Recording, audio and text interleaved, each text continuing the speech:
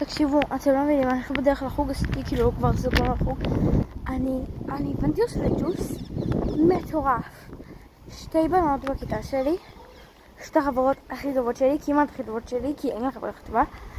אז חברות ממש טובות שלי, אחת יושבת לידי, והשנייה אנחנו חברות הכי טובות מכיתה, אבל עכשיו כבר התחלתי לקרב לעוד מלא בנות ואין לי חברה הכי טובה.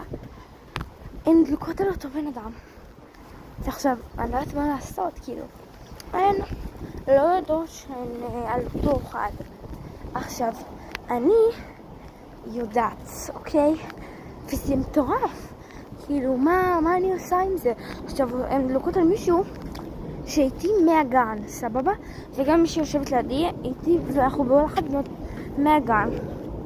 כאילו, אני אומרת, מה לדבר איתו? להגיד לו משהו על זה? וואלה, אין לי מושג מה לעשות. לא יודעת. כאילו, מה עושים במצב כזה? 2 חברות ממש טובות שלי, דלוקות על אחד. או שאני משאירה את זה ככה, ונותנת לה לגלות דרך פחות נעימה. או שלא יודעת. אין לי שמץ על בכלל, מה אני עושה? תגידו לי מה עושים במצב כזה?